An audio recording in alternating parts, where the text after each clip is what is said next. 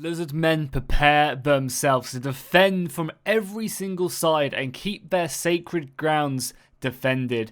Hey, how's it going? My name is Jackie Fish and welcome back to another Total War Warhammer online battle. Today we are diving in with another free-for-all engagement as the dwarves, the dark elves, the vampire coast are going up and trying to claim the riches of this legendary temple for the Lizardmen. However, the Lizardmen are going to be looking to defend this and eradicate all of their opponents. The one thing they do have on their side is the fact that everyone is out for themselves, looking to secure this wealth for their own greed. So yes, this is going to be a free-for-all on this really cool custom map, which of course I will link down below in the description. It allows for some really unique and interesting, defensive choices. If you do decide to rush up the center of the map, you can actually go ahead and hold all these ramps into this place and kind of keep your opponents at bay. Obviously though, your opponents can just go around the side, use their long-range artillery to bombard you in the center, but it's a very cool looking map. So let's start off by taking a look at the teams that are being brought, looking to raid and take the wealth for themselves. We have an army from the dwarves that are going to be bringing 5 units of quarrelers, so obviously a very good long-range force. They're also going to have a unit of these grudge throwers, again, going to be trying to keep their enemy at range, and a unit of organ gunners, or 2 units of organ gunners in their army. They also have a nice master engineer to go and give them some good bonuses. Their extra armor piercing is extremely nice.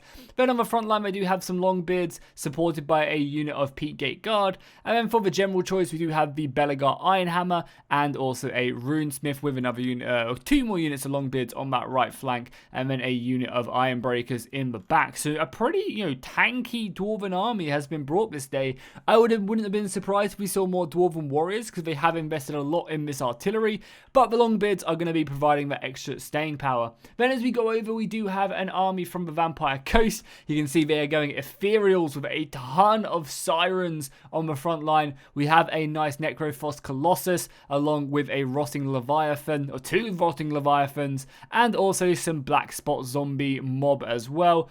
We also have the damned paladin, which is the ethereal kind of Bretonian unit that is in their roster, looking very cool. And then for the general, who do we have? We have another damned paladin there. I think we have the made up one. I can't remember her name, but she's like the opera singer. Oh yeah, she's up there as well. The Durfin, and on the Leviathan, again looking quite cool. I've never played her or seen much about her, because I know she's like embellished. She's not actually a proper character. They kind of created her for the sake of it.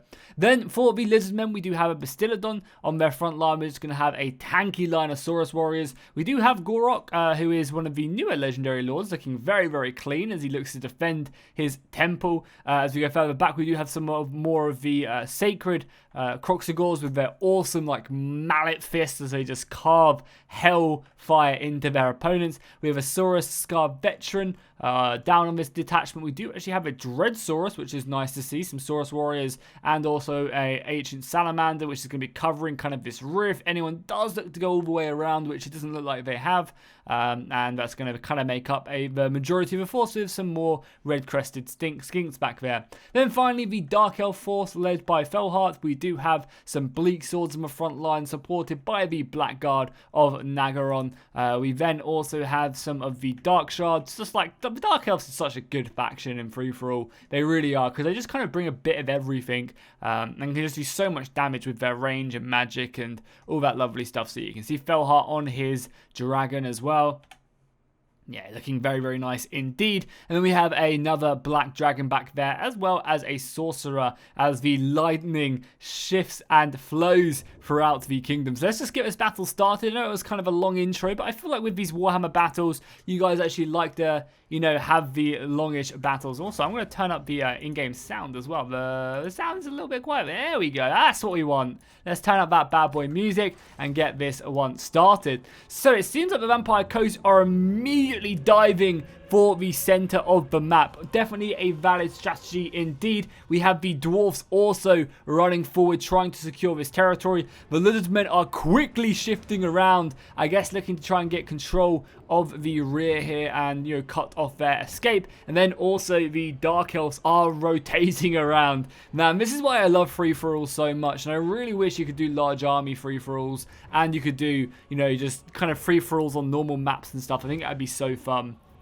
Make sure you keep an eye on the top left-hand side. That's going to be the score. You get a bunch of score for being last man standing. I think you get all your points refunded, whatever's left. So if you have some really valuable units left at the end, they refund and get put onto your score. So it's obviously a very, you know, smart thing to do. So right now we're getting some of the initial salvos from the Vampire Coast. They're going to be shooting off onto the Lizardmen, who are diving in, and the Saurian veteran is going to be popping his Foe Seeker and diving in, and oh my god, some magic is going off right now as the explosions come off, and we do get the rotting Prometheuses, I think is what they're called. I didn't actually see, or parasites or whatever. They're going to be jumping off and causing some pretty good mayhem right now in the Lizardmen ranks, you know, slowing them up.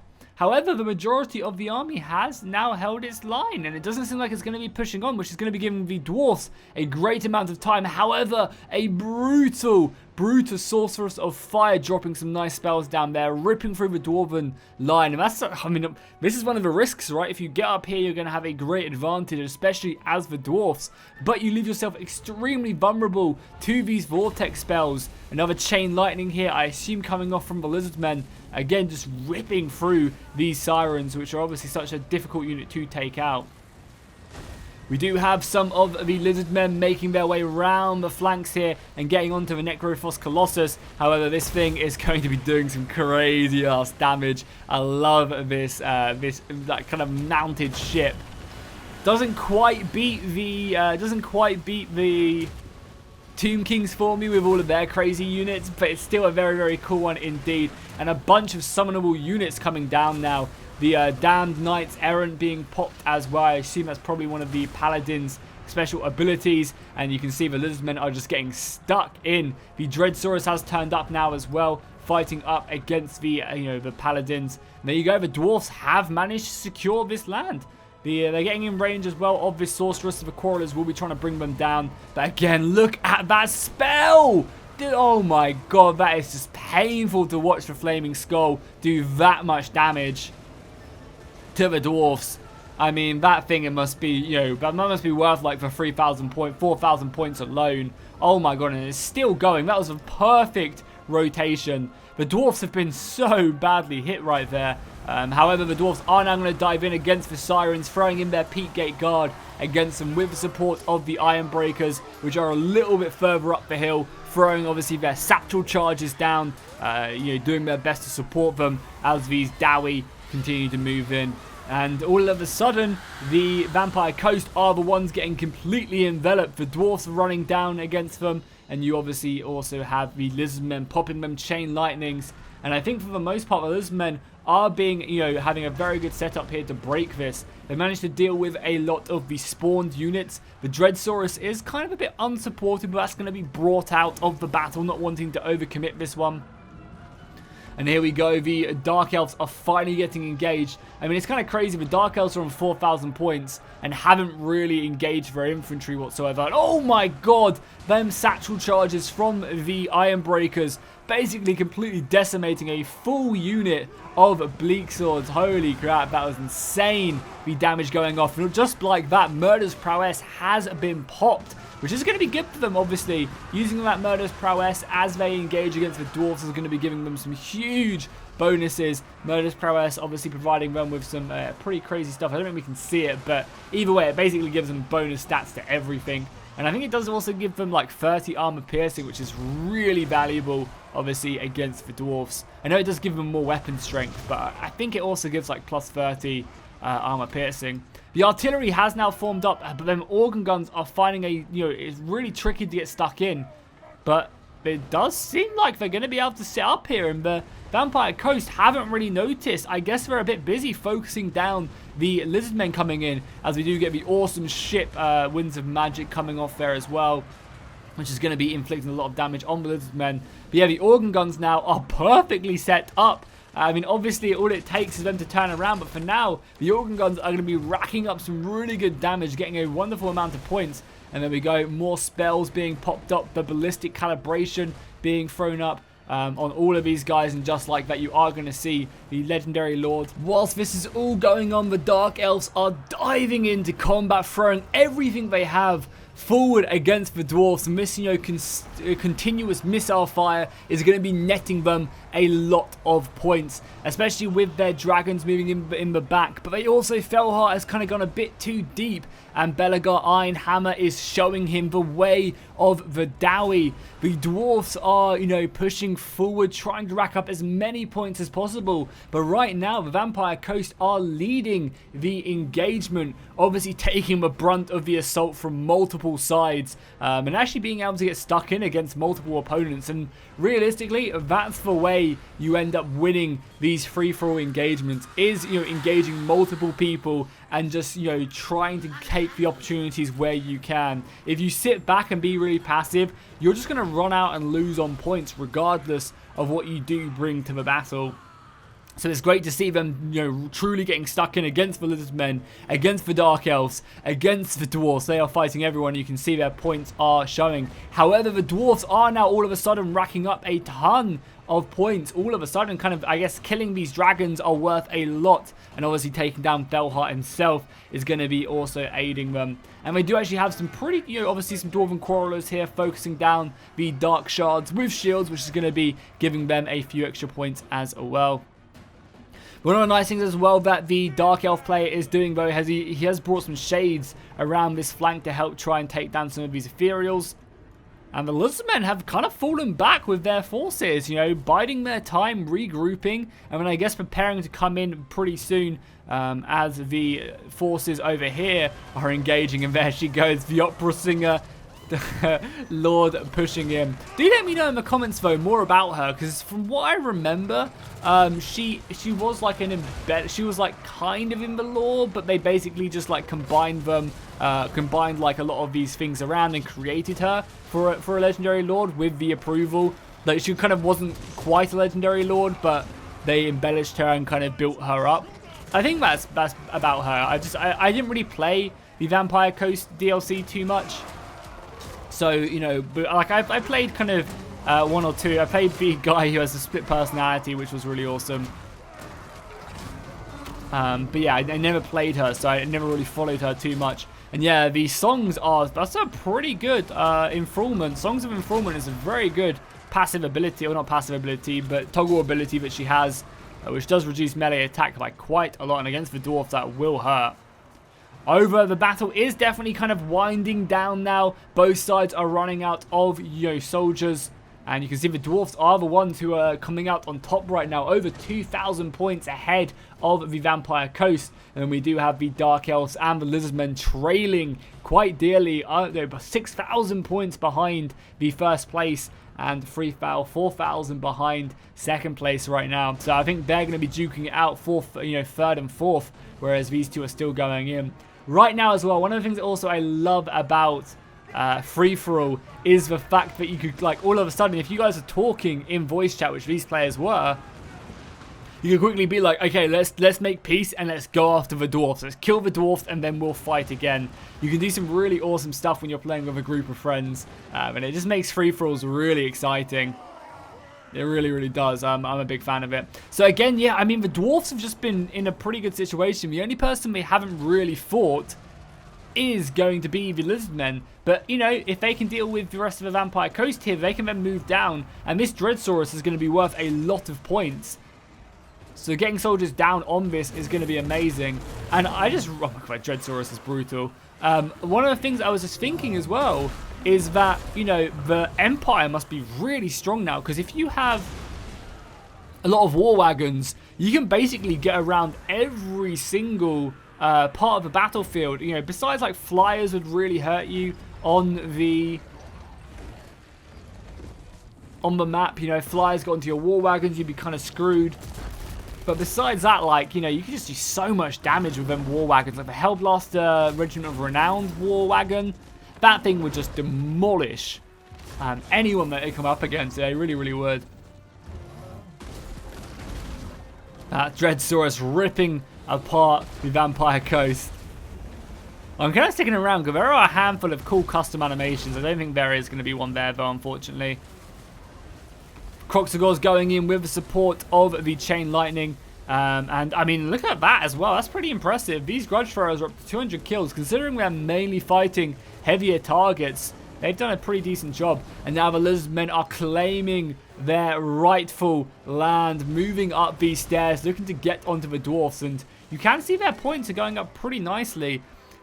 I think the Dark Elves have, you know, kind of thrown in the town now. They are in full-on retreat. Barely anything left. Yeah, you can see, but oh wow, no, actually the Vampire Coast are going to be the first to go. So now the Lizardmen actually have an opportunity to maybe bring themselves up to second. I feel like the Dwarfs must have this battle, but that Dreadsaurus is going to be worth a lot of points in the second round, right? Like when the game ends, that's going to be worth a lot of points if it can keep itself healthy. A lot of the Dwarfs have run out of ammunition on their Quarrelers. Their Grudge Throwers are very low. I can't imagine they'll have much else. Yeah, so taking down this Dreadsaurus is going to be, you know, next to impossible, especially with the Shield of Anus. Anus? The Shield of Anus, which does give him a plus 60 armor. Like when he can pop that again, that's going to make it very hard to bring him down. These Quarrelers are, you know, firing off their last couple shots. So actually this unit has a decent amount of ammunition, but there's only 39 of them left. What the hell do the Dark Elves have left? I wish I could take a look. Oh, they have some shades back here, which again are racking up some decent damage. But unfortunately, I don't think this is going to be enough. They're probably going to be able to kill this Salamander, though, which isn't really paying attention. You know, in shades, causing some nuisance, staying up to their name. But yeah, I think the Dwarfs definitely have this. 20,000 points now. There's no real way to catch up, I think, for the Lizardmen. They need, what, another 6,000 points? I think that's quite unlikely, unfortunately. But we still get to see this Dreadsaurus just cause mayhem. Man, this thing is insane. I love it. This is now the largest unit in the game, right? It was previously Mammoths for Norska. But now it is the glorious Dreadsaurus, which is, yeah, it's such an epic thing. Absolutely awesome, man. There we go. Decent volley fire as well. And the thing is as well, these skinks do some decent damage. They do poison damage, right? On top of the Dreadsaurus. So it's not just like, you know, the Dreadsaurus is causing mayhem. You know, the skinks on top do a lot of damage as well. This thing does have so much HP. Which, you know, sometimes isn't good in free-for-all. But most of the time it isn't. You can see the Dreadsaurus has acquired its target. And probably going to be causing terror on these shades pretty soon. Rest of the Dowie, though, holding firm. Belagar does seem like he's going to get beaten back by the Stonewall defender of GOR ROK sorry, Gottrick and Felix have arrived for the Lizardmen. Not quite. And that Bastillodon is popping off some regeneration as well. Man, here's a Rock of Itza gives a huge bonus to physical resistance. That's insane. Oh my god, look at them shields. Oh my god, all them bonuses are insane that he has on him. Obviously, it's not going to be for a long time, but he's going to melt Belagar. And I think this day a grudge will be settled. Belagar giving his life. Well, maybe it will be settled. Belagar giving his life to win this battle. And I guess get the riches of the Lizardmen. Even though there won't be many riches left. Many dwarfs ready to carry the riches home. Because, yeah, they're up to 2,100 now.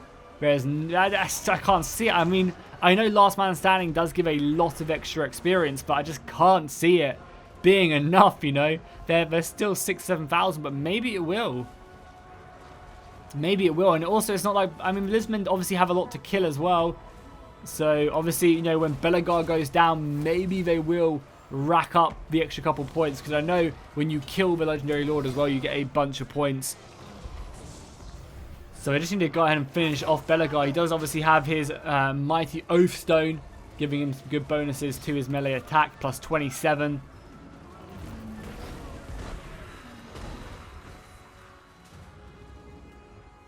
And right now, Belagar is putting up, holding on for as long as possible. The Dreadsaurus going to be routing some of these Quarrelers, or remnants of them. God, how is Belegar still left alive?